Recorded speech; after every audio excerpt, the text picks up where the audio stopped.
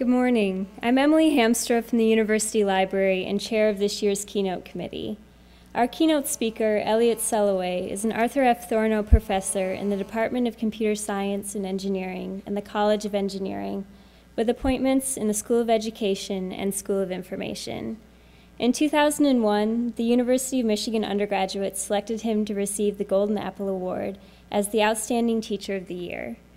In 2004 and 2011, the Eakes College of Engineering HKN Honor Society awarded Elliot the Distinguished Teacher of the Year Award. Elliot is the co-founder of GoKnow Incorporated, and he is currently the chair of ISTE's Special Interest Group on Mobile Learning. For the past 10 years, Elliot's research has been guided by the vision that mobile, handheld, and low-cost network devices are the only way to truly achieve universal one-to-one in classrooms all across the globe. Please join me in welcoming Elliot Soloway.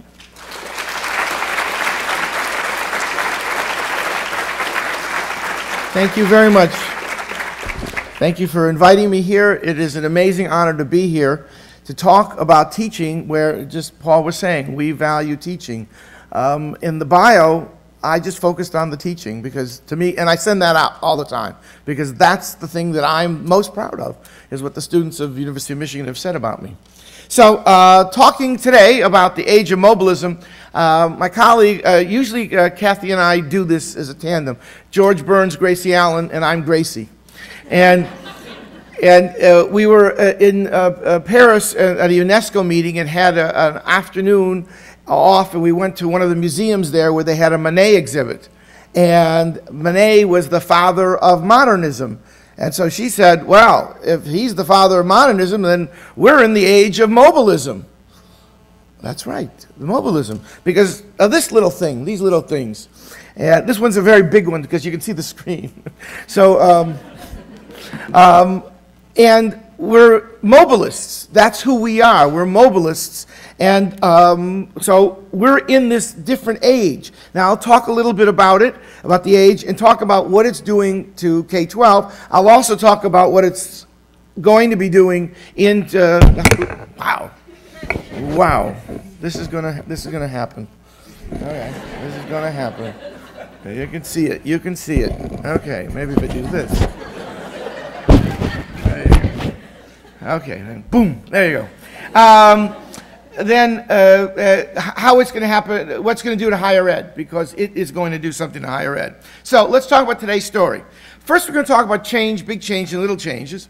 Then I'm going to talk about mobile technology and how disruptive it really is. Then I'm going to make 2 slides, which are the key point of the whole talk, about learning by doing and how mobile technology facilitates that.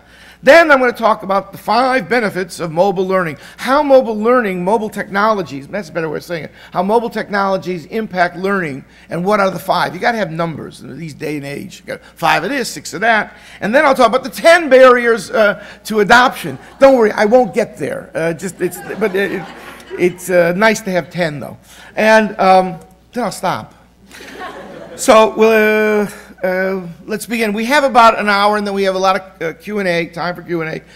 You folks want to talk. I got it. You're professors. You're paid to profess. Okay, so here we go. Change. This is the way it was in the automobile factories. This is the way it is now. Profound change. Technology made profound change in every single walk of life except education, K-12, in particular K-12 education. I don't want to get in a fight about higher ed, whether it's changed or not changed. I will get in a fight about K-12. It hasn't made a difference at all in K-12. My voice may give out, but we'll make it. So let's talk about the kinds of changes. First off, if you have new technology and you take an old process, you don't get much. So for example, when they invented the motion picture camera, they pointed it at theater. Okay, it's a place to start. But it's not a big deal. But it took a while, and then Hollywood said, no. We can make movies. We can make a whole new genre of stories. But it took a while to figure out how to take that new tech and make a new process, right? So the formula is the new tech plus a process, what's going to happen? Well, let's think about it, again, the new technology and a new process, and get disruptive change. and let's talk about this notion of informating versus automating. Dell Computer. Many of you use Dell computers. Dell Computer did one thing. They informated. That's a term from Shoshana Zuboff in her book, In the Age of the Smart Machine.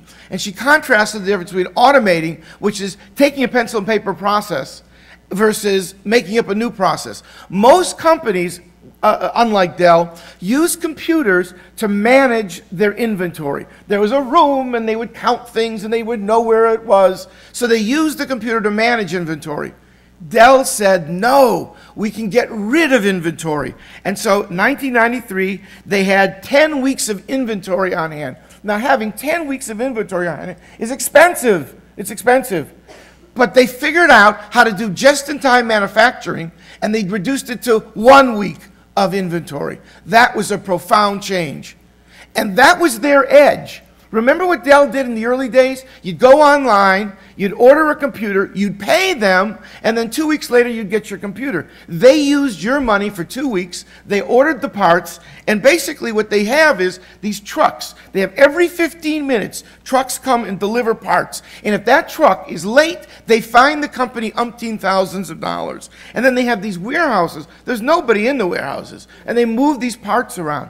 They figured out just-in-time manufacturing, and that's why Dell was able to sell computers so cheap. Now everybody's got it, it's not a big deal. But the point is, if you take new tech, the internet, computers, and you marry a new process, get rid of inventory, now you have a disruptive change. That's what you're looking for. You're not looking to automate. That's not the point. Automating only gets you a little bit of change. Okay, so now, with that, education is going to change too. I mean, there's just too many forces. There's a book called Disrupting Class by a guy named Clayton Christensen, and he's talking about the economic, this is K-12, he's talking about the economics. It doesn't make sense to have rooms and buildings when you can deliver instruction online, right? Everything online. And Idaho becomes the fourth state to require online classes. Michigan was the first. To graduate high school, you have to take an online class. Why? Well, we built this thing called the Virtual University, and we've got to have folks take the classes, right? And you know the data is on undergrad, K-12 kids taking online classes? The one predictor of the success of a kid in an online class is the strength of the mother. Because if the mother badgers the kid will do it. Otherwise, the kid ain't going to do it.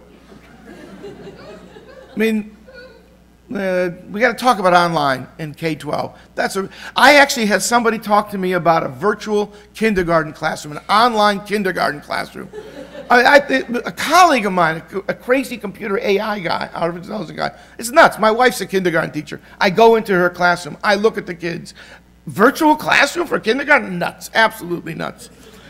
This one is really scary too, but again, change. Michigan has said there is no cap on charter schools anymore. You can start charter schools at the drop of a hat. We are going to see an explosion of charter schools. For better or for worse, the fact that the data says sometimes they're good, sometimes they're bad, it doesn't matter anymore. The point is, all over the country, this cap is going to be taken away. It's taken away in Michigan, and we're going to see what we hope might be affinity schools, schools that kids go to where I'm interested in oceanography. Great, start a school about oceanography. I'm interested in trucks. Great, start a school about trucks. Why not? Why can't we do that? I mean, that's a more positive way. An infinity school, schools where kids go to. Now, we used to call them magnet schools, but it's the same sort of idea.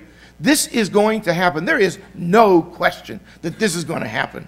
Now, let's talk about higher ed. Just last week, online education ventures lure cash infusion and deals with 5 top universities. Coursera. It turned out, just irony of ironies, I was at Stanford 2 weeks ago when they made the announcement, and I was giving a talk at the School of Ed. The School of Ed people had no idea about Coursera. And it was the computer scientists at the other end of campus who were making all the announcements about education. All the announcements about education. Now, excuse me? How does this work? Why does a PhD in computer science give you the right to say something about education? I don't know. Again, you're a professor, you're paid to profess, you can talk about it. But the utter hubris of me, my guys, I mean, it's terrible. And, Michigan's one of them. Paul just left. He wasn't here. Were you consulted about Coursera? No, thank you. You weren't. Udacity was started at Stanford by another couple of professors. Again, folks, I know these guys. And they had 160,000 people sign up for an artificial intelligence course. 160,000 online signed up. Only 22,000 finished. Now, whatever that means, what does it mean to finish? But can you imagine staffing up for 160,000 and then at the end there's only 22,000 left? How do you do that? I mean, who pays for all that stuff? Nobody really knows. It's good. It's just a new idea, you know, and they're really excited. They're really excited. This is very upsetting. It's very upsetting because we haven't thought through this. Michigan is one of the top 5. At least we're in the top. It's nice, you know. Though if you notice, it's all green. I mean, we could have been Michigan State. I mean, look at the green. So, we're in the top 5. But Clayton Christensen, not to be trumped, he's got a new book called The Innovative University. And in the New York Times, they had the gall to have an ad that says, "Can higher ed be saved? Buy my book." I mean, who the hell is this guy? What is he saying that's so important, right? But can higher ed be saved? Excuse me. There are 80, I'm going to get the number wrong, but there are 85 institutions that have lasted more than 500 years. 70 of them are universities. You know, like the church, they've lasted more than 500 years. So I'm not so certain that higher ed is going away anytime soon. But if you buy his book. I mean, this stuff is crazy stuff. But that's what's going on is nobody really knows what to do. And they know this online stuff is really, really powerful. I personally, if I was Mary Sue Coleman right now, I'd be very, very nervous. This is a very serious thing. It's a very serious thing. What is going to happen? Now, saved is a little, come on, come on. If you buy the book, you'll know. So, what this is really doing is avoiding the real challenges of education, right? Offering courses for 160,000 kids free. I mean, they're avoiding the real issues by doing that. And that's what's upsetting because it takes all the oxygen and says, oh my God, let's focus on this wrong idea. Okay, so now, there is going to be change. And I'll go back to K-12.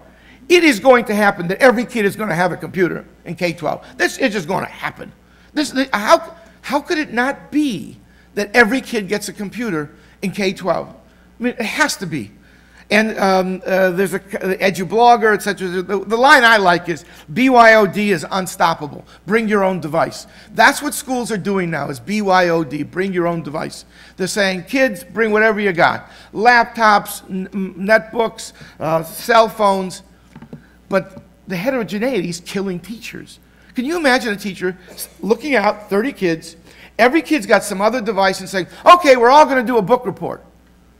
Impossible. They can't even, because who knows if they got a word processor on that particular device. So, in fact, the IT guys, they're pushing BYOD because, hey, we don't have to buy computers anymore. The kids will bring the computers in. But the heterogeneity is going to be killer. Wait, patience. In a few years, there's going to be a layer of software, right? And it's going to make the heterogeneity go away.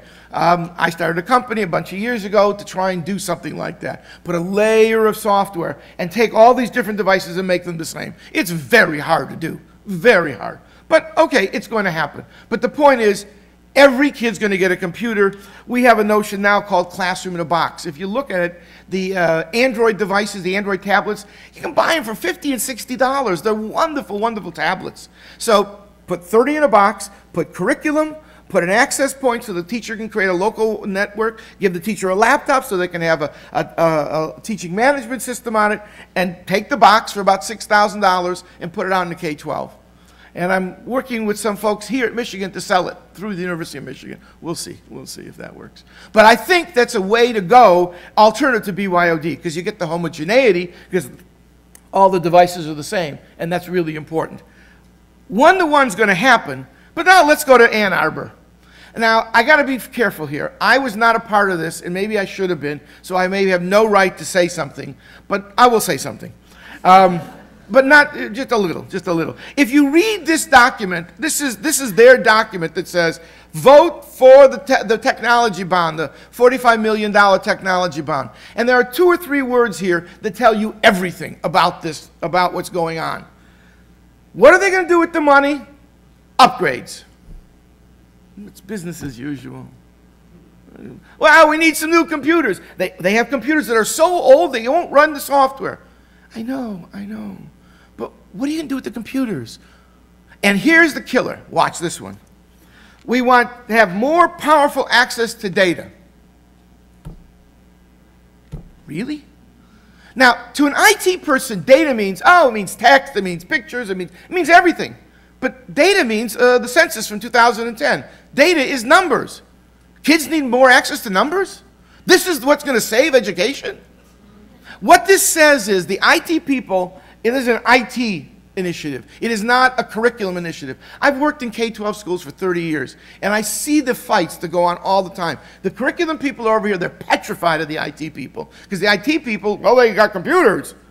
And it's really interesting. If you look at the history of computers in companies, in the early days, the IT guys were independent of the rest of the organization. They got money, they bought computers, but their goals, the goals of IT, were not the goals of the company.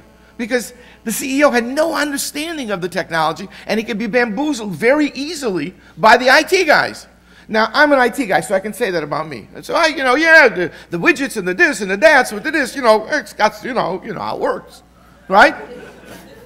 And so the CEO said, okay. But about 10 years ago, the CEO said, excuse me, that's baloney.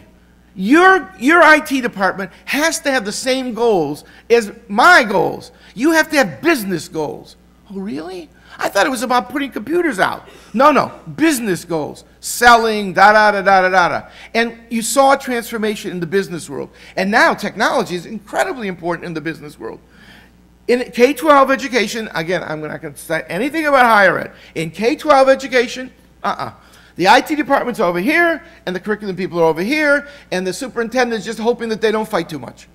Because the superintendents really understand what's going on because, well, I don't know about this technology stuff, and I certainly want to ban the hell out of these things. We just ban them, absolutely ban them.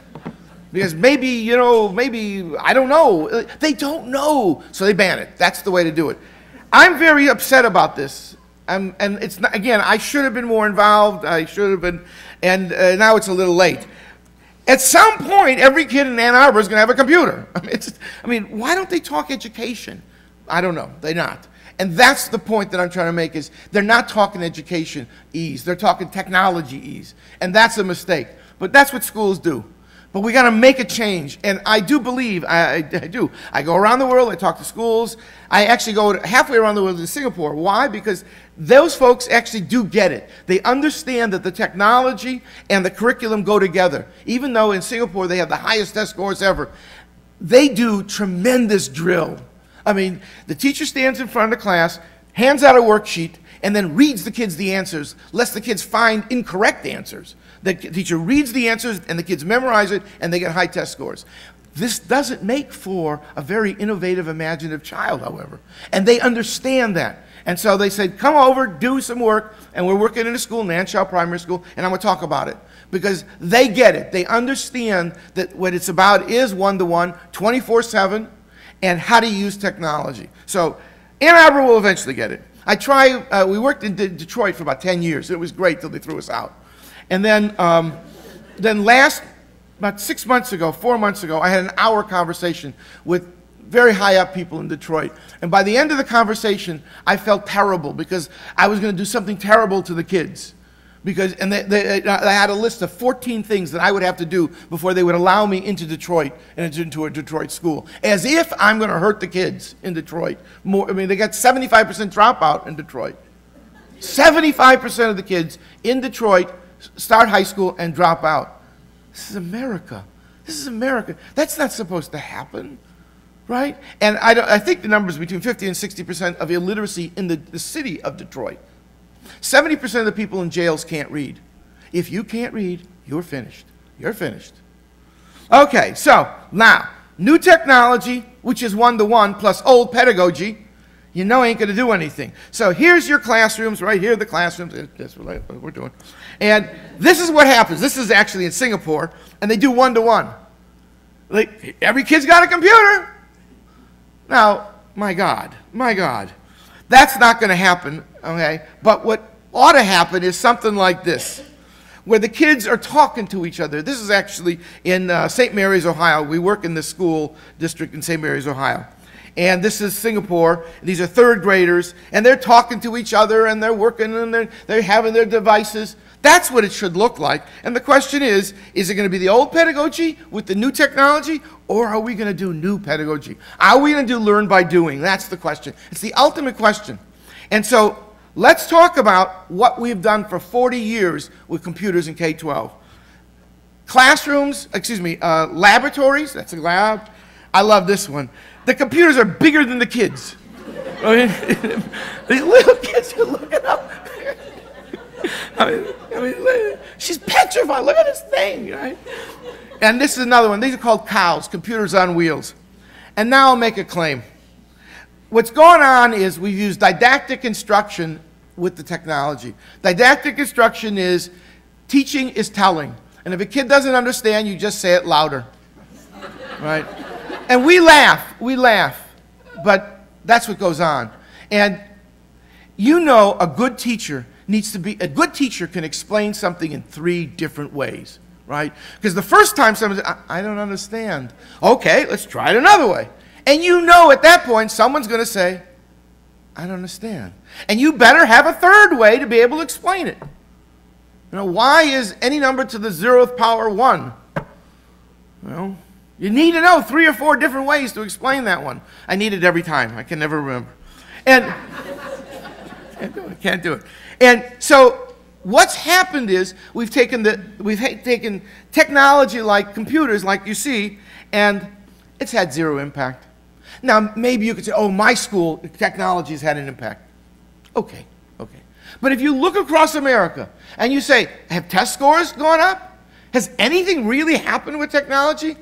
I see Mike Morady in the back there. And in Kami High, 20 years ago, they had one-to-one. We had laptops. We had the first color Apple laptops. Every kid had a laptop, right? And it was a great fun. And I think the kids did something better. But there's no numbers. There's no data. Nothing really happened. Nothing really happened. That's not right.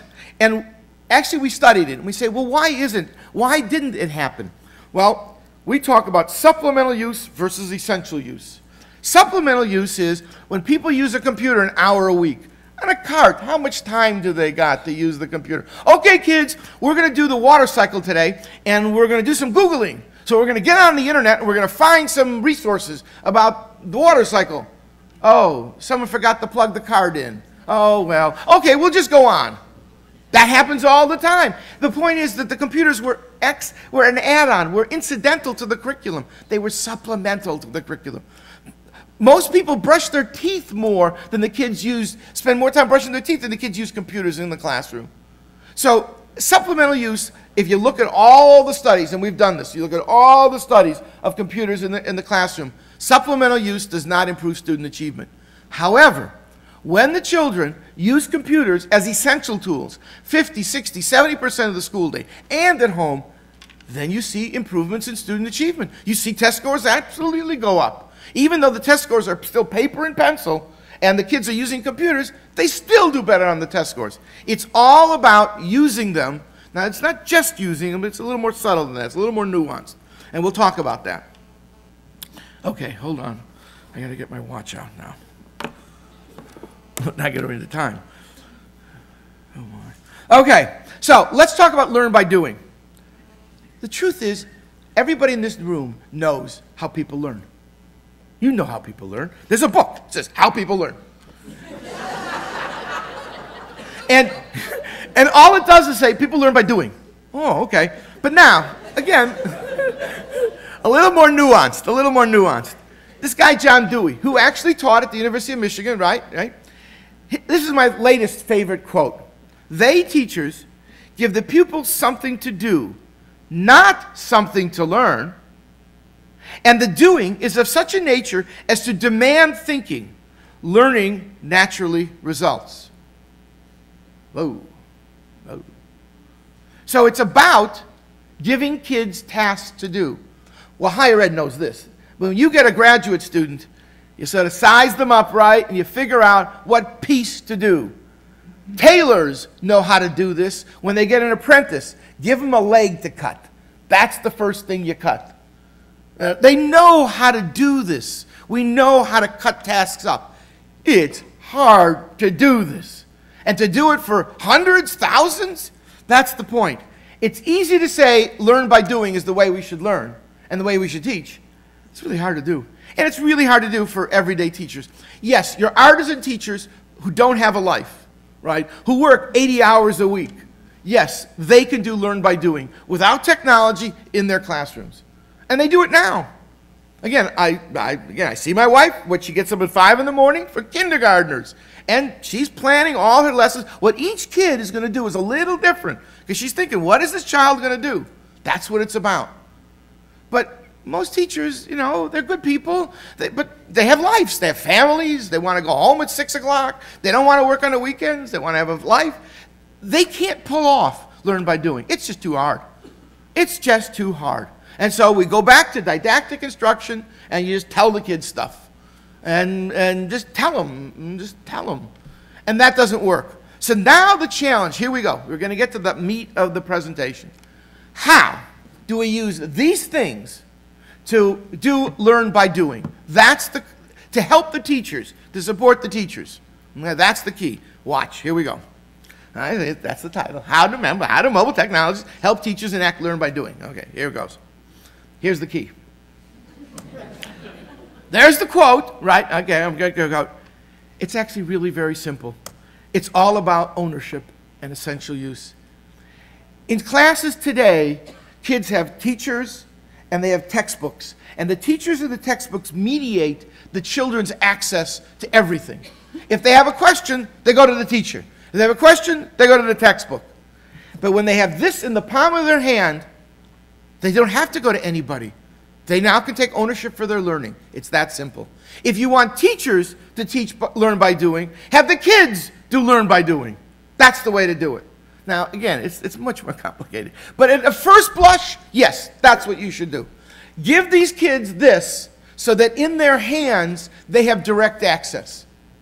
And they no longer are stymied or blocked by whatever limited resource they have in their classroom. Now, again, how do you pull something like this off? Well, we'll get there. So now let's talk about the 5 benefits of why having this in the palm of your hand works. And I want to point out this picture.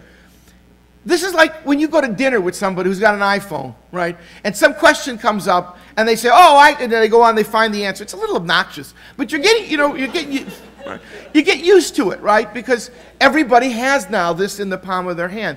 And that's what these kids are doing. They're having conversations. The lad in the back, he's solo working, okay? And that's okay. I mean, you know, people work by themselves. People work together.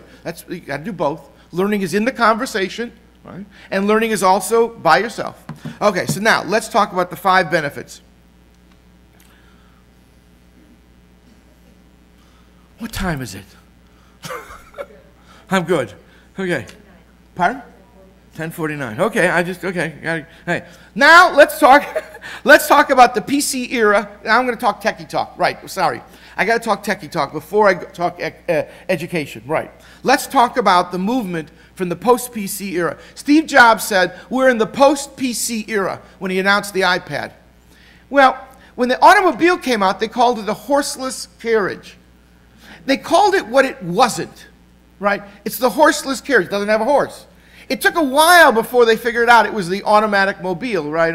Right? It took a while to say something that was negative, name negatively, and name it positively. So instead of calling it the post-PC era, which is saying what it isn't, it's the age of mobilism.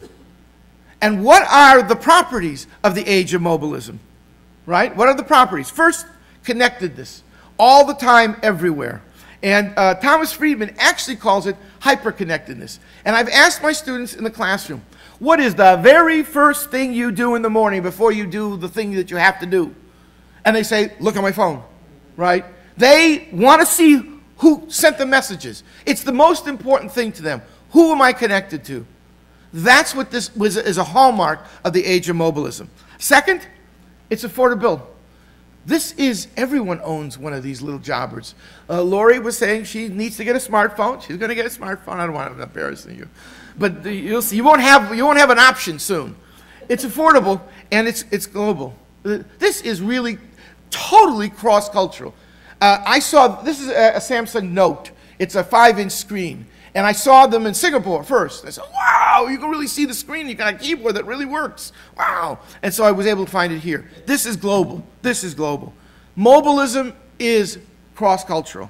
Now, a gentleman by the name of Mark Anderson, and one of the pundits guys, right, a pundit, he said, in the future, there's going to be 3 platforms. And there's going to be, yes, of course, your desktops, of course, but forget about that, because that's not interesting. What's interesting is, that, again, the mobility, is your laptop, and then this thing he called carry-along. And a carry-along is an iPad. Now, an iPad is a wonderful thing, but you got to think about carrying it. You got to have a bag for it. You got to put it somewhere. If you drop it, it's gone. My wife dropped it about 1.5 inches on a table. It was gone. Crack. Oh, she felt terrible. It was in a class, right? Felt terrible. But it's a carry-along.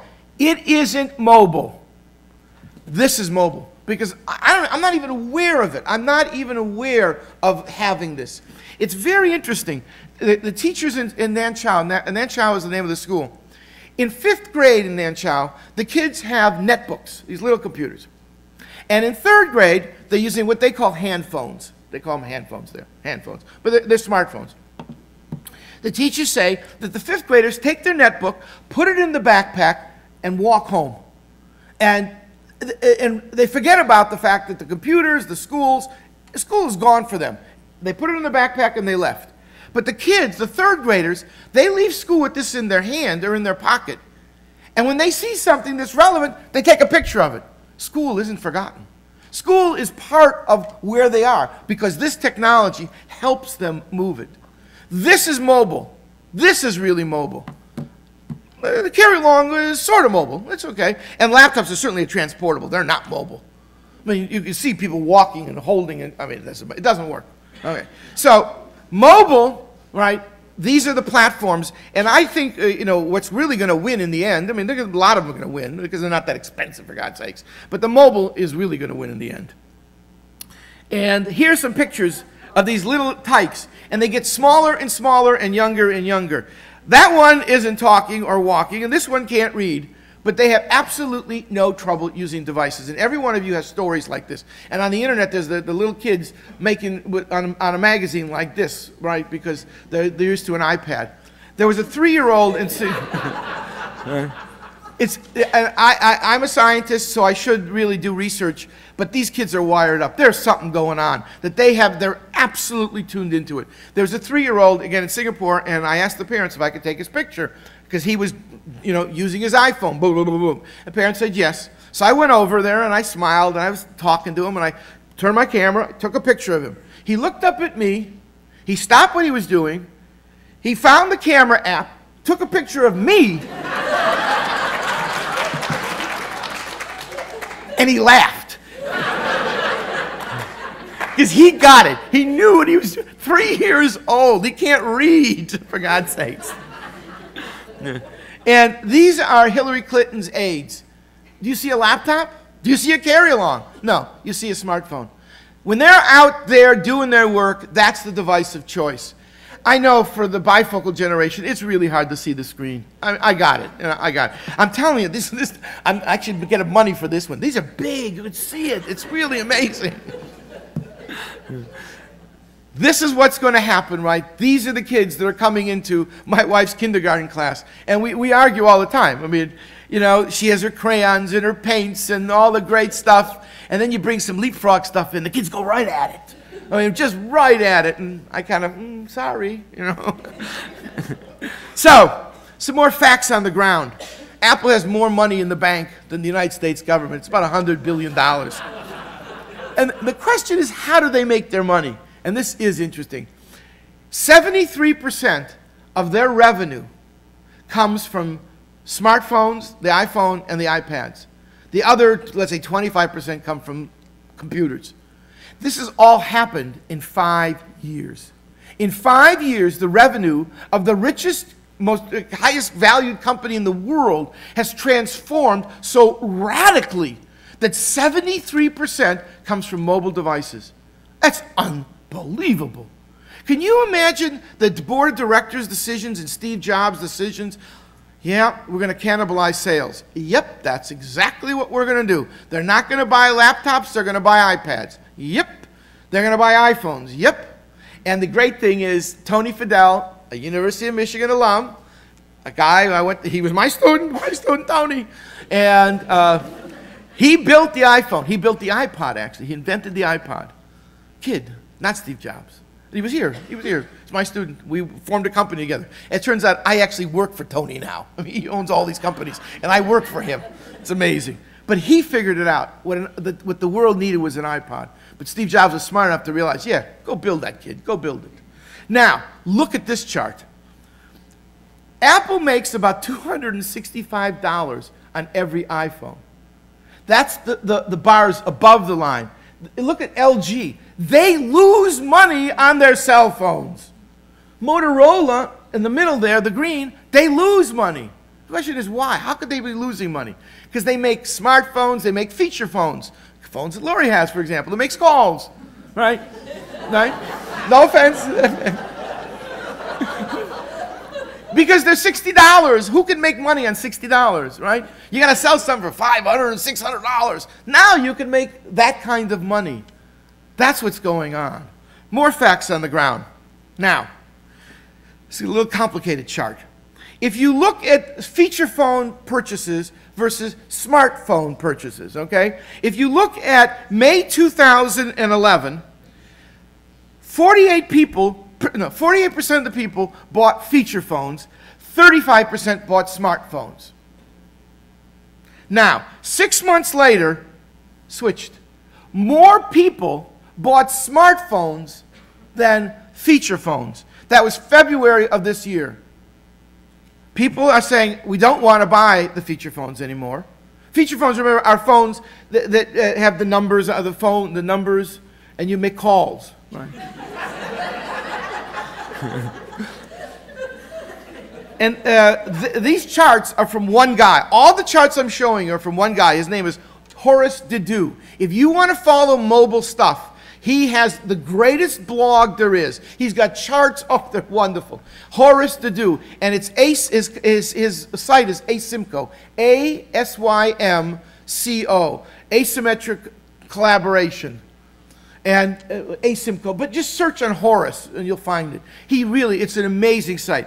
Look what he's saying. He's saying that the market dynamics are such that non-smartphones, feature phones, they're going to be gone in 3 to 5 years. No one's making any money on them. So if you want, my wife uses a feature phone. If you want, buy a few extras because they're gone. You will not be able to buy them anymore. Right? Okay.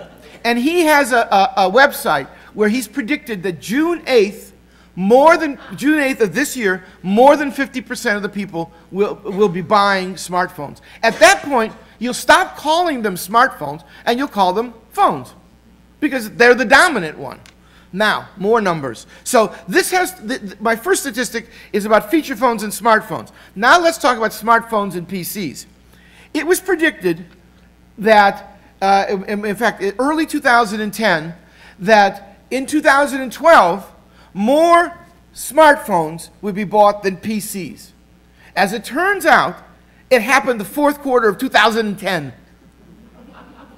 2010. More people bought these things than desktops and laptops combined. That's astonishing. I mean, this started in 2007. It started with the iPhone. I mean, Microsoft and all the other stuff and the Symbian, you don't count any of that stuff. But you start with the iPhone. So all this has happened in 5 years, since 2007. 5 years. All this has happened. Now, one more chart. What are people doing with their smartphones? Okay? So, if you look at June 2010, there's a company called Flurry. And what Flurry does is they're an advertising marketing company. And they put things in people's web pages. So they track how many web pages and apps and things they can track. And so they're making a claim that the average in June 2010, you spent 64 minutes on the web, people, and they spent 43 minutes using apps on their smartphones. This was June 2010. Okay. If you look at December 2011, a year and a half later, look what happened. More time is spent using apps than on the web. Your behaviors have changed. You are not on the web as much, you are on your apps. Because your apps do a lot of what the web used to do. I used to go to a city. I want a Starbucks. I like a Starbucks. I know people don't like it. I like Starbucks. So I want to go where the Starbucks are. So you go to the web, then you look around for the store finder, and you click it. It would take you 10 minutes. Now you have an app. You press the button, and it tells you which the closest one. Because it knows the GPS. It knows where you are. So it can tell you down the street to the left. I mean, holy cow. I mean, this is easy. That's what it's about. I teach the smartphone development, the mobile app development class in the College of Engineering. And every semester I get about 60 of the brightest engineers, kids, they just go at it and they develop apps. Most of the apps are, they're kids. They don't have a lot of great experiences. They're great problem solvers and not great problem inventors. But some of them are pretty amazing. One group sold their app for over $100,000. The Do-Good app. You know what the Do-Good app is? Well, on your phone, you say, I'm going to hug my mother today, or I'm going to say a nice thing to my professor, and then that gets uploaded to a website. That's it.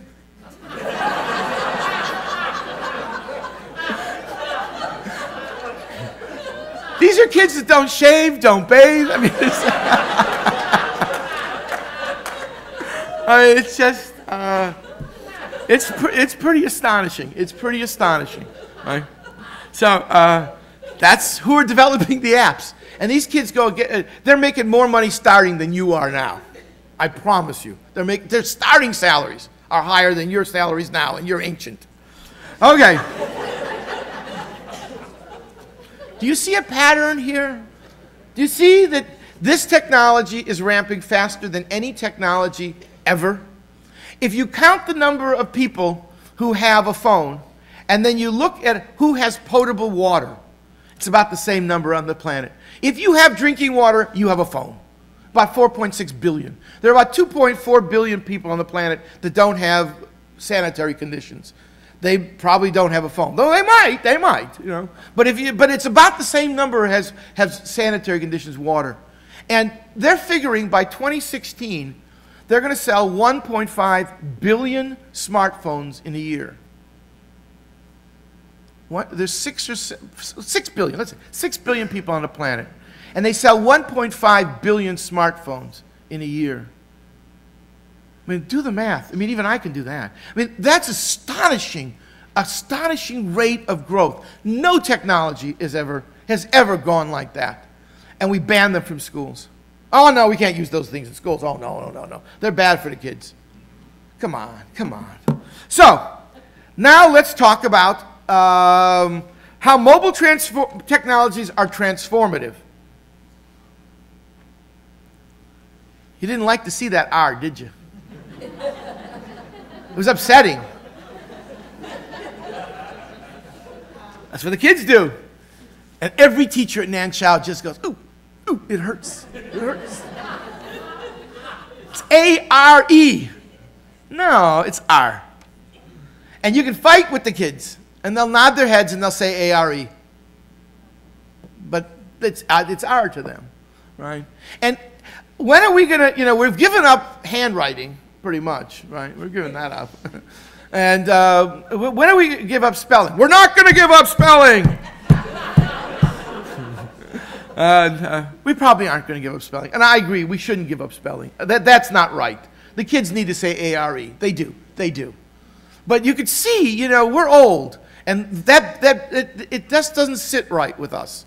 It's interesting. I did this slide about a month ago. And when I saw the slide the other day, I said, oh, I got a typo. And I said, no, I did that on purpose. So first I'm going to talk about the kids. And then I'm going to talk about the teachers, okay? First, let's talk about the kids. And let's talk about the role of the mobile technology. Okay. At the center of this slide is a cell phone. It happens to be a Windows mobile phone. It's the old technology. But that's what they were using when this picture was taken about 2 years ago. And in the middle is a lesson. And the lesson is on the plant cycle. The plants grow, they got different parts. There's a thing, plant growth cycle.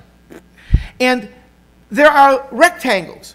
And those rectangles are learning activities that the kids are supposed to do. And those rectangles are resources like, here's a website that's really good about plants. Or here's a podcast that's really good about plants. Or here's a video clip. So the teacher creates that thing in the middle. That's what the teachers were doing. When I work with them, with the technology, they create a lesson. And a lesson is a set of these rectangles.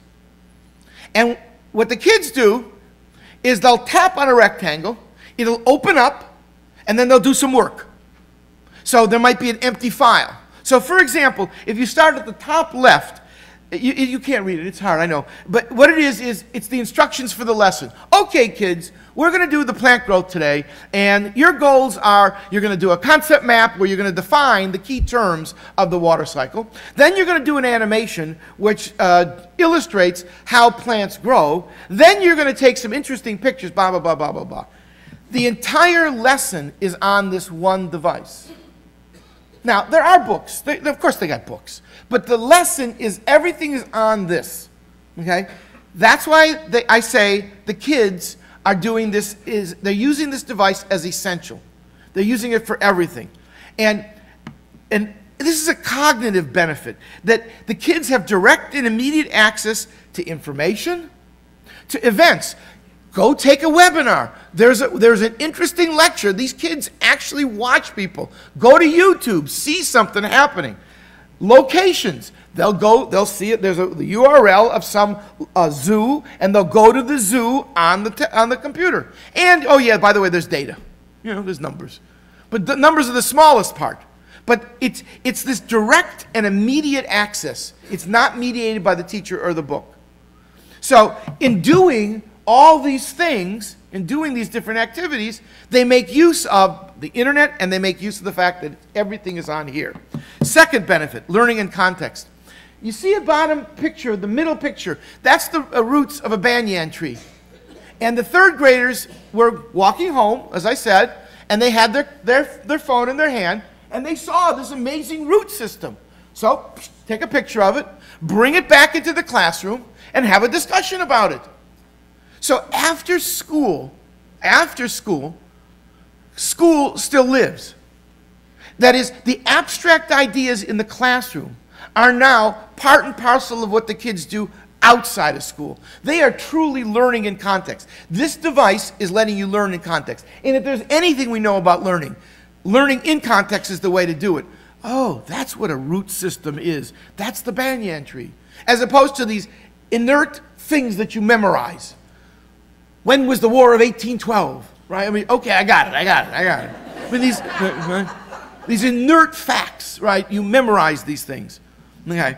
And then, by the way, on your right, that's a little, it's actually a Word document that the kid made a table and showed you the different parts of the roots of a plant. There's roots, there's stems, and did a little table. Then at the top is a KWL. What do I know? What do I want to know? What have I learned? And every single day, every child reviews their KWL. So what have I learned? They're seeing their progress. They're seeing what they learned. And at the top is a little video of an experiment. One kid narrated the experiment. The other kid videoed it. all these learning activities were done on this. I mean, that's what's astonishing. I mean, this is nothing. And they could do all that on this little one. Now, for the last 30 years, we've focused on the cognitive aspects of learning. We've talked about, what's up there. Now people are saying the social aspects of learning are very important. People working together. And, yeah. And we know you learned how to argue at the dinner table. You learned. You learned how to make a claim and how to defend it. And you learned, because learning is in the conversation. And so you could see these pictures, and the kids are talking. My favorite, actually, is the one on the left with Jenny. She's the teacher. As I said earlier, the traditional way in Singapore is the teacher hands out a worksheet and then reads the kids the answers. The answers are on the worksheet. The teacher doesn't have to know science. The teacher doesn't have to know English. In fact, Jenny was teaching science, but had no science training whatsoever. None. And she did not have good classroom management skills. So we thought, oh my God, this was going to be a disaster. No, it wasn't, because she was open to change. And what we found was, we learn. It's we learn, not I teach, but we learn. She learned along with the kids. And that's the power of it. Right? And she enjoyed the kids. She respects the children. It's really important. The teacher, I mean, these are third graders. Well, what do they know? No, she doesn't look at it like that. They're teaching me, I'm teaching them. And so it's in the conversation. The social nature of learning was very powerful. People say that, you're going to have anytime, anywhere learning. We don't like that expression. It's all the time, everywhere learning. That's what it is. Whether you're at the mall, whether you're at the football game, whether you're at the soccer game, whether you're walking down the street, just noodling, you're learning. So it's all the time, everywhere learning. This is with you. Not your carry-along. Your carry-along is in your backpack, in your purse. And if I want to know something, I can do that with this. Even with my fat fingers, I can do it with this one. Because it's in my hand. But, I'm going to take it out of my backpack? Nah, not a chance. No. I got to unzip it. No. All the time, everywhere learning. This is mobile technology. And finally, here's really the amazing part. These cell phones, these smartphones, whatever, are better than computers because they have more stuff in them. They have a GPS unit, they have an accelerometer, and pretty soon they're going to have all kinds of sensors. So we're doing some stuff we call participatory simulations. Usually like The Sims, you watch the computer doing a simulation, but I'm distant from it. No. You are part of the simulation. So in fact, we're building, the thing on the left is an Arduino board, which is an open source board. And we're putting like a heart rate monitor on it, and a bunch of light sensors, and then gluing it to the phone so that the kids will be monitoring what is going around outside on them. What's the heart rate? We can measure by the pedometer. You know the accelerometer, and you know the GPS, so you can figure out are they going in a car? Are they going on a bicycle? Are they walking? So we're going to know energy expenditure. And we're working to do speech recognition so that the kids can record what food they ate. Hamburger, French fries. They're not going to take time to find it in a list. I mean, for God's sakes. They'll tell you what they ate. So using speech recognition to do that. And now you can do calories in, calories out, and you can have a dashboard in the classroom. And the kids can see, what am I doing? How do I relate to my colleagues? That's what you can do, right? So these things, pretty soon, there's a thing called body media. It's $179. There's a gentleman here who has a Fitbit. Some of you have the Fitbits. They're $99. They have some sensors. But the 179 one, it has a heart rate monitor. It's got all kinds of great stuff. And it sends via the radio to this radio, and you get the data. Now, 179 is a lot of money. So we're working this summer to get, they're all www.sparkfund.com. You can buy these sensors for $5 and $10. And now, you can build something like that for $20. And that's in units of one, right? If you really build them all. So the kids can be sensing the world, and the data is there. That's what these things can do. You can't do that with a laptop. I mean, my God, you can't carry it. So mobile devices, right, and then the augmented reality. Let me talk about another participatory simulation. Oh, these watches, right, I forgot the watches. There's a whole new generation of watches that are running Android, right? They don't run iOS because Apple won't let them, but they'll run the Android, and so now your watch has a radio in it, can be, again, sensing your heart rate, right, it's right on your wrist, for God's sakes, and it can be sending the data. So all kinds of things are about to pop. It's going to explode. These kinds of devices are going to explode in the next 12 months. Now, let's talk about collaboration support. We have a term called I see what you see. And it's because kids want to work together. So here is 3 screens. They're all identical. It wasn't a mistake. I purposely did all 3 screens. Because all the kids are sitting at a table and they're drawing a concept map. And my students are sitting in the back of the room. They came. Thank you. And they're building this summer. So you're sitting around a table and you're doing a concept map. But you're seeing what all the kids are seeing. And you're talking. I mean, can you imagine that? And what happens if you can have something on your screen and you press a button and someone who isn't with you can see exactly what you're seeing? You're reading a book. I'm reading a book with my kid and I'm in a hotel room and my kid's at home. I am doing what they are doing. So this you could do. Now this is Google Docs, but Google Docs didn't really take off because it's on a big screen, it's on a desktop. It's the wrong platform. Collaboration on this is going to take off. It's going to happen. Speech recognition, by the way, all this stuff is going to happen in the next 12 months. Watch what's going to happen. Another one, we're doing cooties. Cooties is a participatory simulation to study the spread of diseases. So, right? And it used to be in the palm, when you stood in the palms, you would beam a message. It would either be germ-laden or germ-free. But now you're using NFC so that you meet, near-field communication, so that you meet and you pass the germ around. And we're working with Ian Spicknall in public health to study, to have the kids develop these simulations, and they're participating in the simulation. They are having cooties, right? They're sick. And so when they get sick, there's cute graphics, etc. But what's interesting is they're saying they're worried at the Olympics that people are going to get sick. So we're talking to them about putting cooties on every smartphone of the people going to the Olympics. And then the public health people are getting excited because, wow, we could get real data from that simulation. I mean, look how things turn around. It's all because of this little thing. And go one step further. It's about games. I used to be dead set against games in school. I was stupid. I didn't understand. I didn't understand what a game is. And certainly not to the kids. The games are really important to these kids. And Cooties is a game, right? It's a game. And what's interesting is, finally, games are real. The Smithsonian has an exhibition where they have games. I mean, if it makes it into the Smithsonian, it's real, right? I mean, it's games. And it was a wonderful article about the games. So why don't we have games? There's a school in New York that they do game learning. Now, your first image, right, when I said that is, the kids are sitting in front of a screen shooting things all day. No. The game, they're participating with each other. They're talking with each other. They're debating with each other. Game in the most general sense. That's what the school is all about. Now, could we do games in higher ed? Again, I don't know. I got enough trouble with K-12.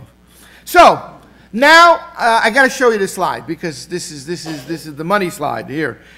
Nan Chao, the kids that did the phone stuff, the stuff that I showed you, they took the standardized test on paper and pencil, and we were all holding our breath. Oh my God, what's going to happen? What's going to happen? Well, it turns out that my class there were 6 classes. 5 classes with a control, because you got to do it that way, right? The control group.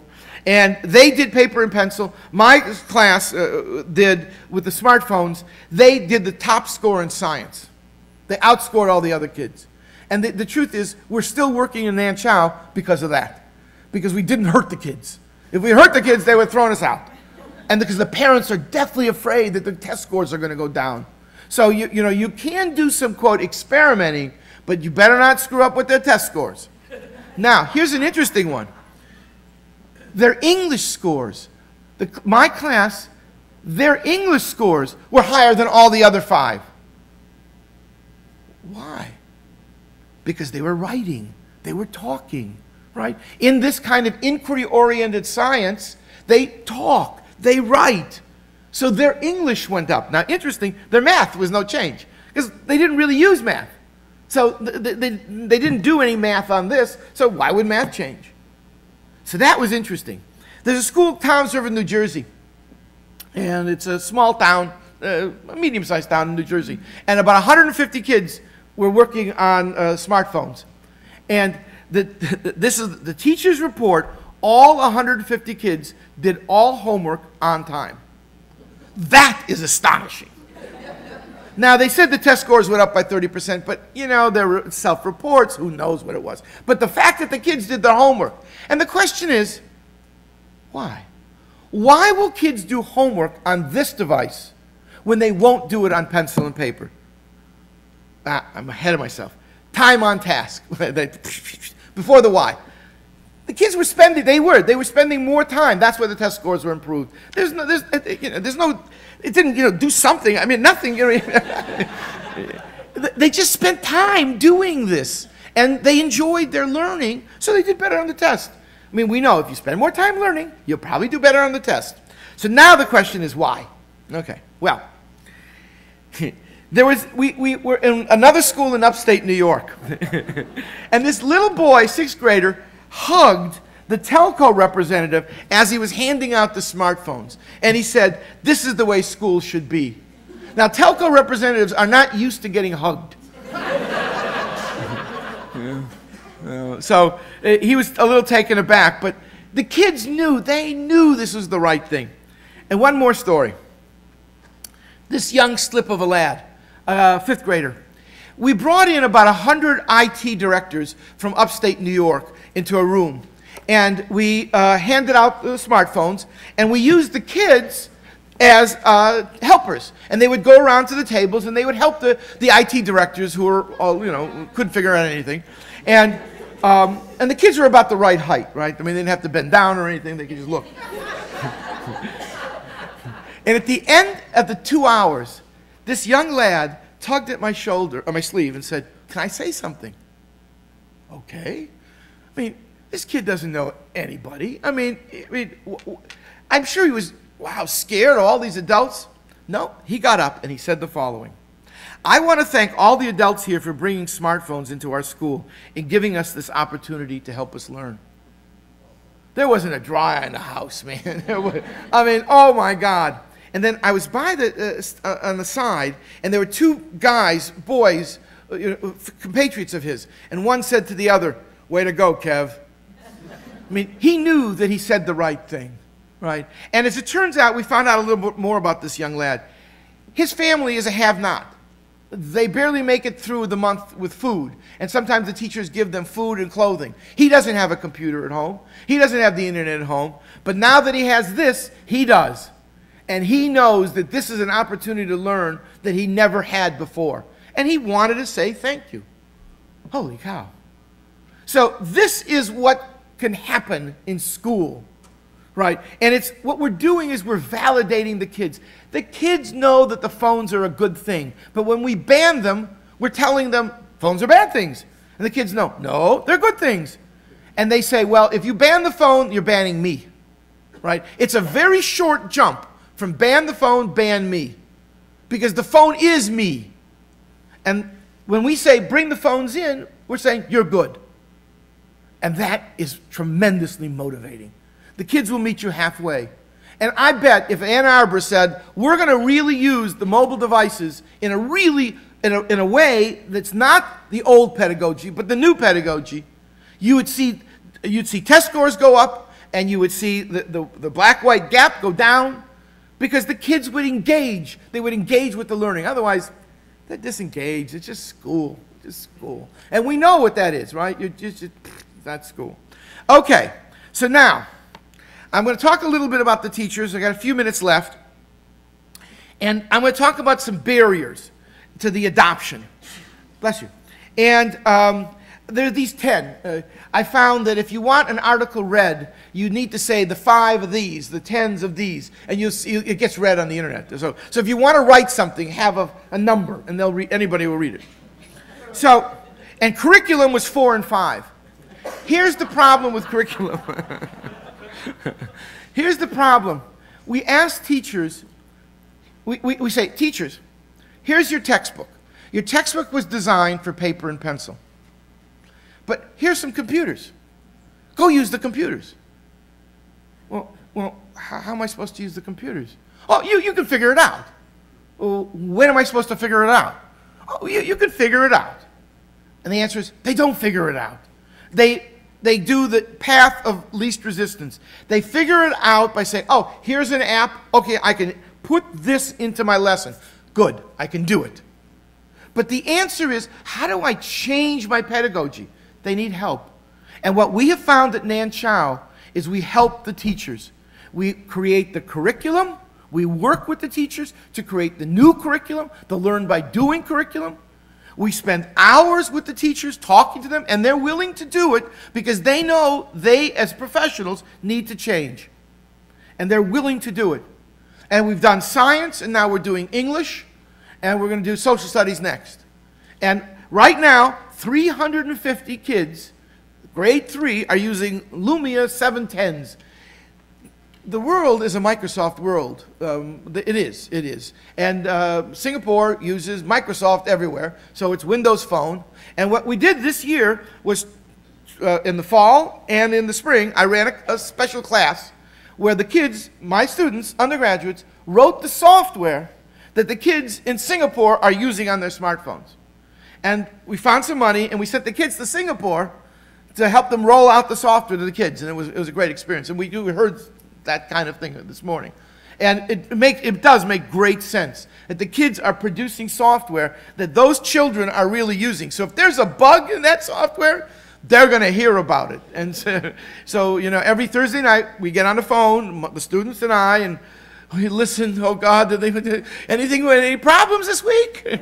You know, yes. Oh, and then we fix them, and the kids fix them. So that's what we can do. And the fact is, you can build software for smartphones. Students now can build software for smartphones and have it be used. In the old days, to build a piece of software was really a hard thing to do.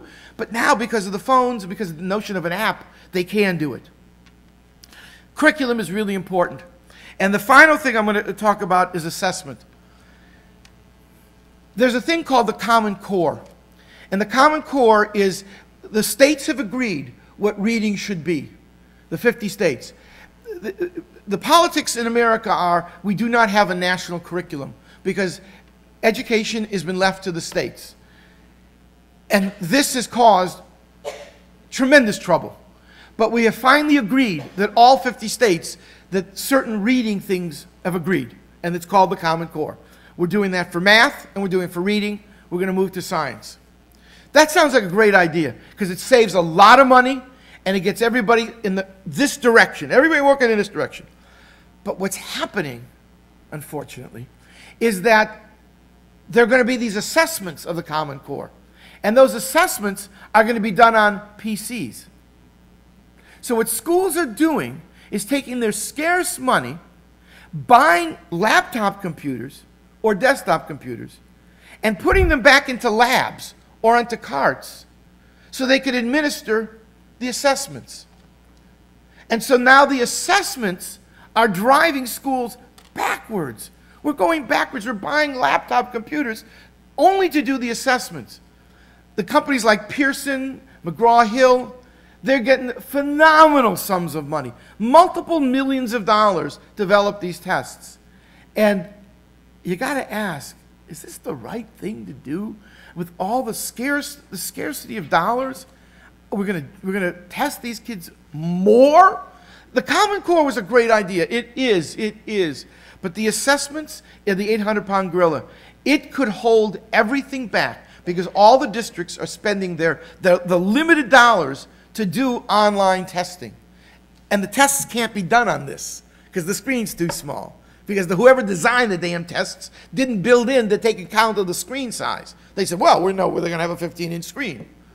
And as a computer guy, I know they could have designed it for this, but it was easier to design it for that. So these are real barriers, folks. These are barriers that are going to stop K-12 from growing, and we've got to figure this out. Well, let me end with a prediction. I'm going to predict, and I've been doing this for a couple of years now, Kathy and I've been doing this, by 2015, every student in every grade in every school in America will be using a mobile learning device, an MLD, a mobile learning device. It could be a tablet, okay. It could be a tablet, it could be a smartphone. It is going to happen. This is going to happen. Even in Ann Arbor, it will happen by 2015. You will see. And maybe worldwide, I don't know. Korea, this country called Korea, they declared a presidential decree. It was last June. The president of Korea decreed that every kid was going to have a digital textbooks and was going to have a tablet. And it was at the level of the president. Now, it's a little tiny company, I know. But if Obama would say, every kid is going to do this, it's going to happen. It's going to happen. Our Secretary of Education 2 weeks ago said the following: we need to have a laptop on every desk. I cried. I literally cried. I mean, who is his advisors that are telling him that that's the way to talk? No, that's not the way to talk. The world has changed. Now, interesting. So Korea scooped the world. They said that they're going to do it by 2015. Something happened literally 2 weeks ago, and they said, nah, we're kidding. It's the kids' eyes. It's bad for the kids' eyes. So we're going to hold off on it. I don't know what happened. Something happened in Korea, and they backed off. So here's a chance, America. Are we going to do something? Are we going to show the world that we can be a leader? Now, there's a guy named C.P. Snow, and he wrote a book called The Two Cultures. And this is in the 50s. He wrote a book called The Two Cultures, C.P. Snow. And by day, he was a physicist in the Cavendish lab at Cambridge University. But by night, he was an author. He wrote novels. And so he saw these two cultures. And notice, by the way, that guy's sleeping. I mean, I love this picture. He's sleeping. And C.P. Snow said in the 50s that the world was really two kinds of people. The humanities types who see the glass as half empty, depressive types, and the scientists who see the glass as half full, optimists. And, you know, he was wrong about the scientists. It's really the techies. It's the techies, right? Because my wife, God bless her, right? She's not a techie. And I bring home another one of these, and I'm jumping up and down. And it's, oh, look. Sit down, have dinner. Right? I mean, right? It doesn't really get it, right? It doesn't mean much. But I just love it. I just love it, right? and so the question is, are we going to feel, K-12, you could get really depressed about K-12. And all those barriers can do it. But I'm a techie. I see the glasses half full. You guys are here. You're educators. You see the glasses half full. Thank you very much.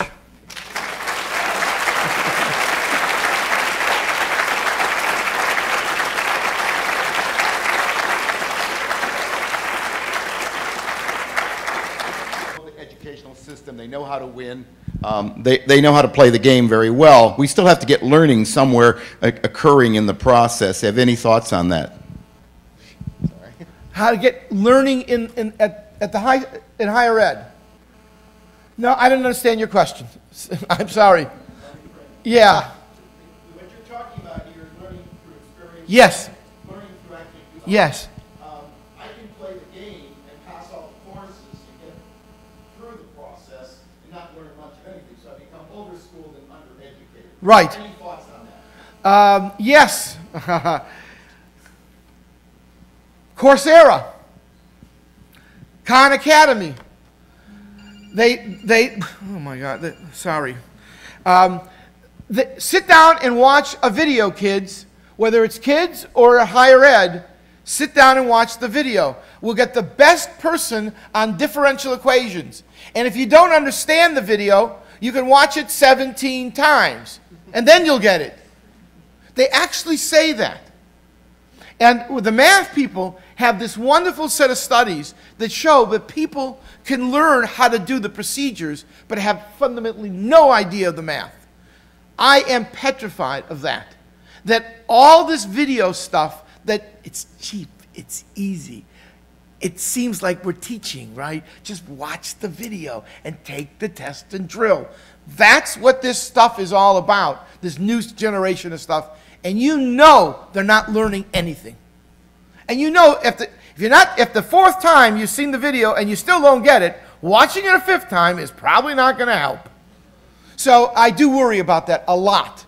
And I worry that this new model, that Bill Gates got up and said that the Khan Academy is the future of education.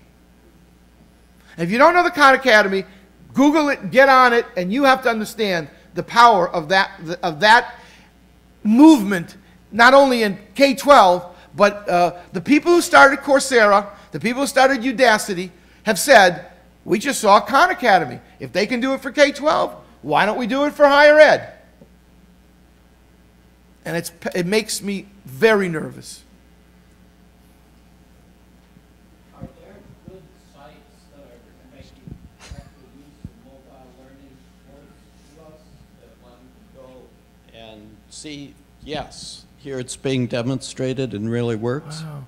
It's a good question.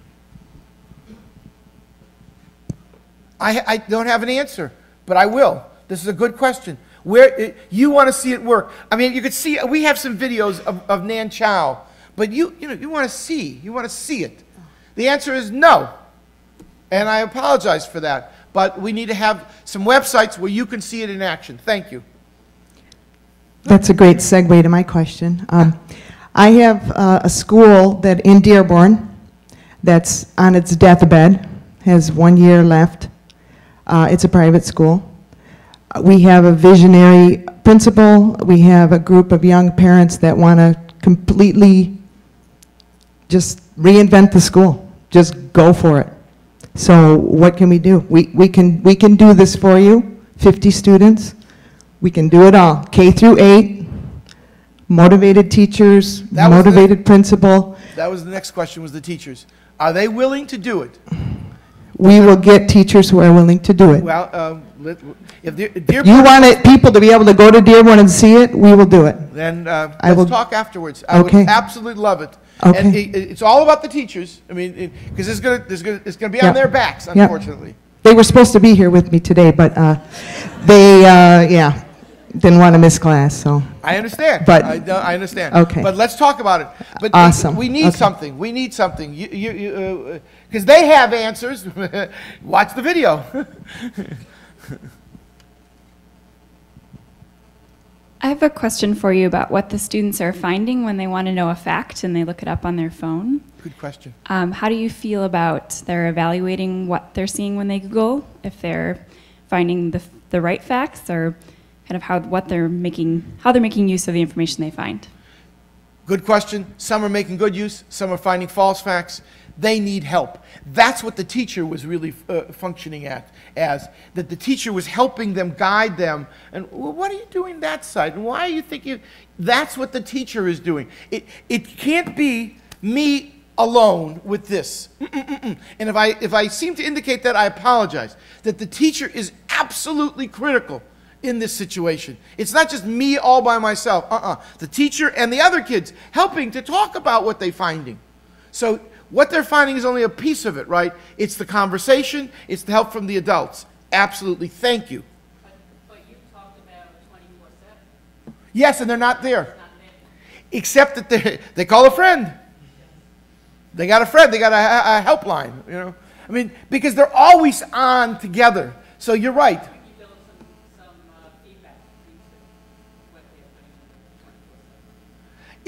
Right now we don't, but that's a good suggestion. That's a good suggestion. Somehow we sort of see what they're doing and give them some feedback, some suggestions. Absolutely. There Down the road, yes. But I would hope that right now would be, maybe even after the fact, we could even see what they're doing and help them. But maybe it's the peers that could help. Though the blind leading the blind, you know, so it might not be so good either. So these are good. These are good. These are all problems. If you give them the power, right, you're opening up Pandora's box. I'm a costume designer, and in the coursework that I teach, I am forever reminding my students to get off of Google image search and actually go to the library, because at least 50% of the time you end up finding and using the book that was next to the one you looked up, and you don't even know what you're browsing for. And then just part of the artistic process of what we do is sort of that quiet time of self-discovery. So I'm wondering what the potential is, whether it's in 2 years or 10 years, how the ability to browse will expand. And right now I feel like we are always at the mercy of what someone else has bothered to scan in. Interesting question. Teachers in Nanchow said the following. The 5th graders who were using the netbooks and tablets, when they wanted to find something, they would go to the images and cut and paste. But the 3rd grade teacher said, it's too hard to do cut and paste and look at big images here. The kids would rather take the pictures themselves or draw them.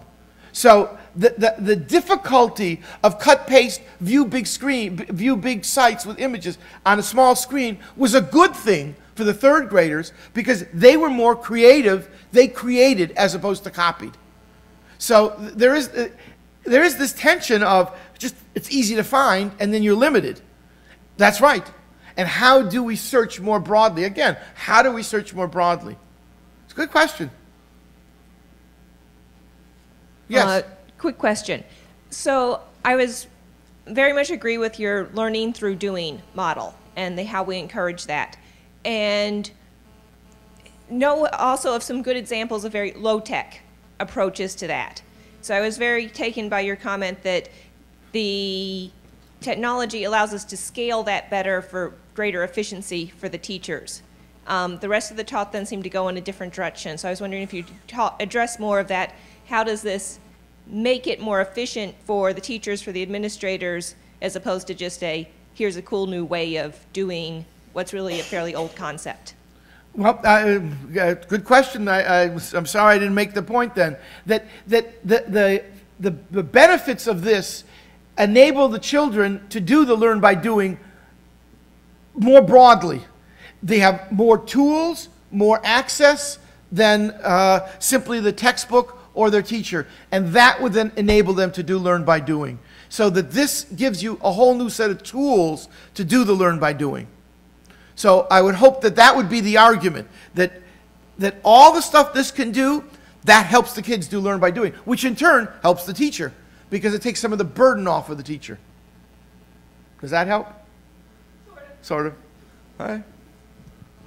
So it's a very glass half full vision. So I wonder what you think about, and what you saw in your classrooms, about the distractive nature of this type of technology in the classroom, because even with laptops, we all know that most of them are on Facebook or playing games in the classroom. And I know you're talking about a new pedagogy, but I mean, how do you limit the distractive nature? There is an intrinsic distraction, I know. And you're not going to believe this, but the kids will say they police themselves. It's not that bad. It turns out it's not that bad. One little girl said, if we didn't do this, we would text.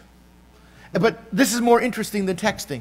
So that they were self-limiting to some extent. And the hardcore ones, you're going to have to deal with it. You're right.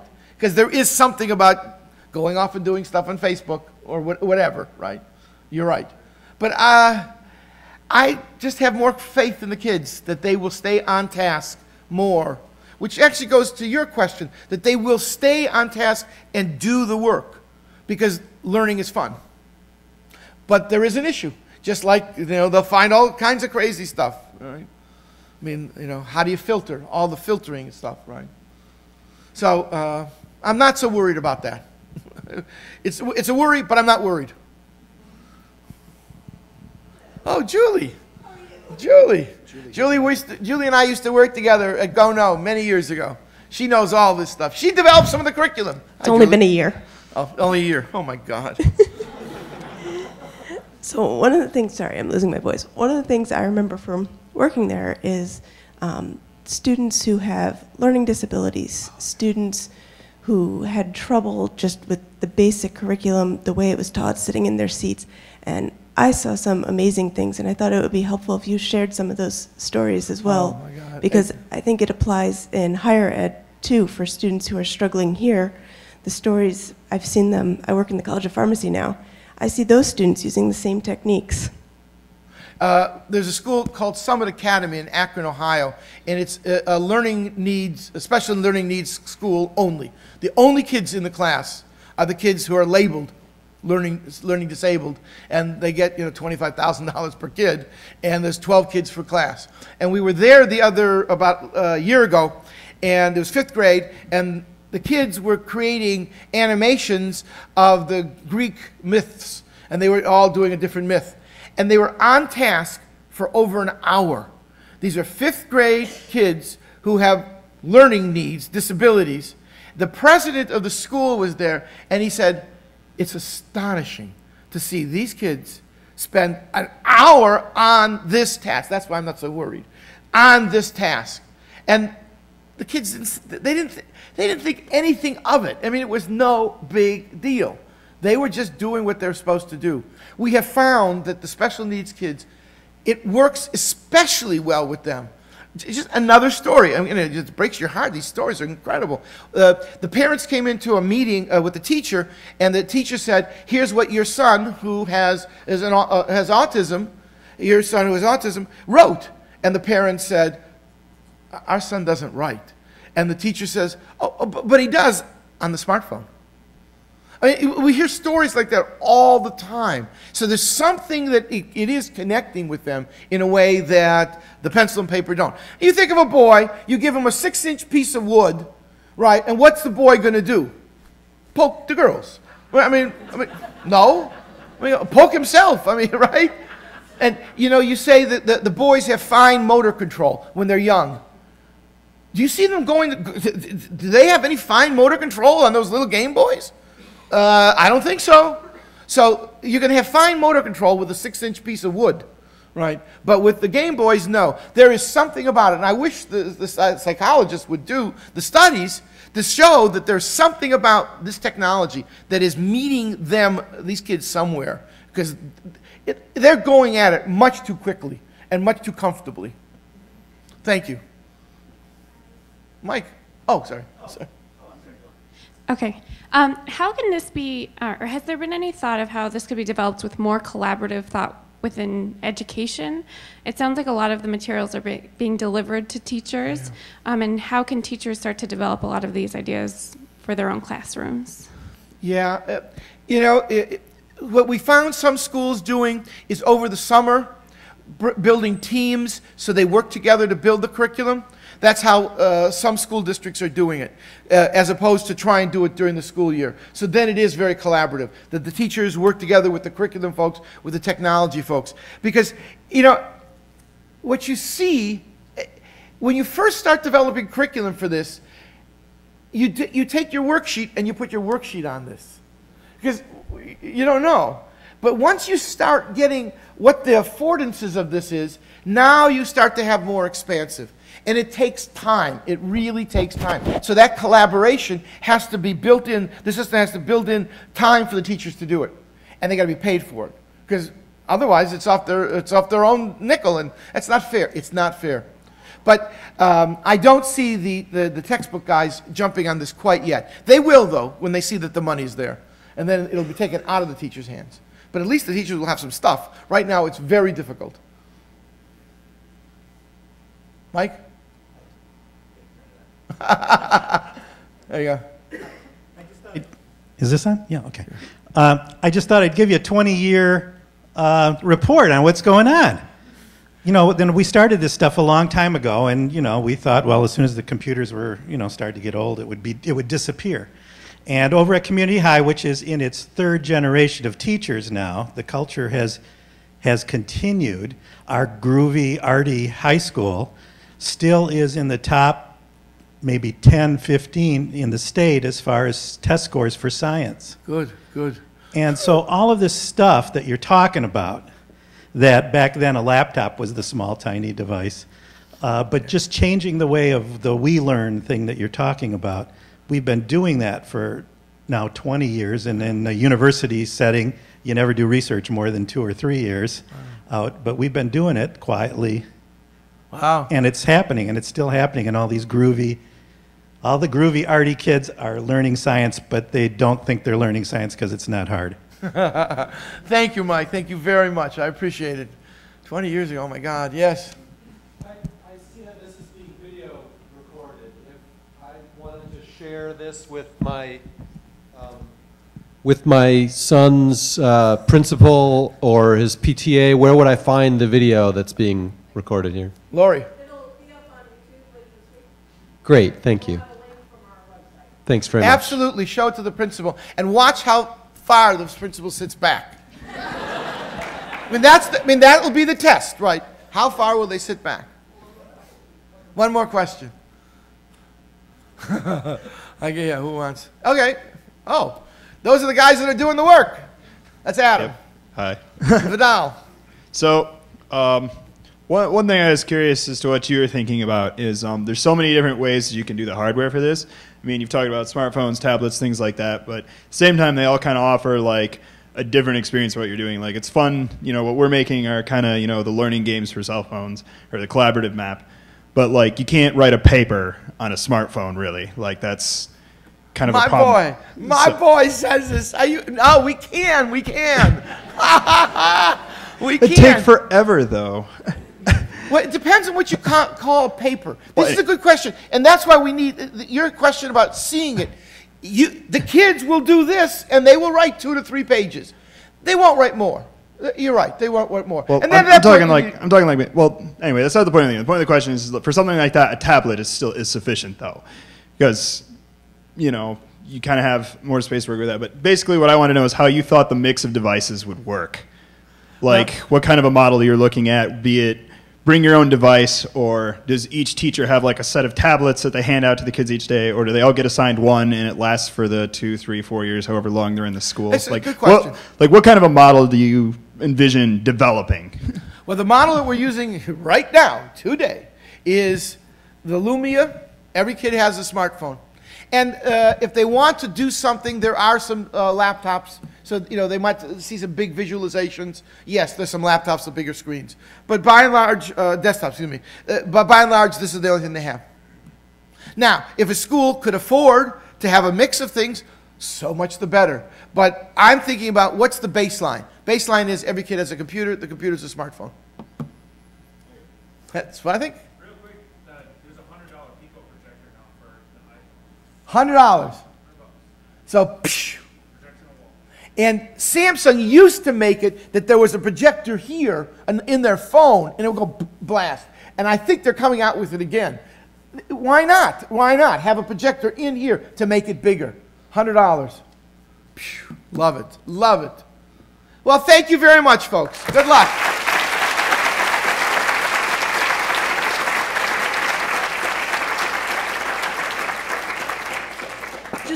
Just a couple quick things. Lots of sessions this week, 130. If you find you registered for something and can't come, please go ahead and drop as soon as you realize that so folks on the wait list can come in. Similarly, if you're on the wait list and you're in the top, 5, 10, you might want to just go. If you have a laptop or your own device and you want to kind of follow along, that's probably okay in most cases, but you can always contact the instructor. On Wednesday night, 4 to 6 is our Social Palooza. It's pizza, beer, and wings this year, so that's in the North Quad, and information on the website. And that's it. Have a good week, and thanks again to Elliot and all our presenters.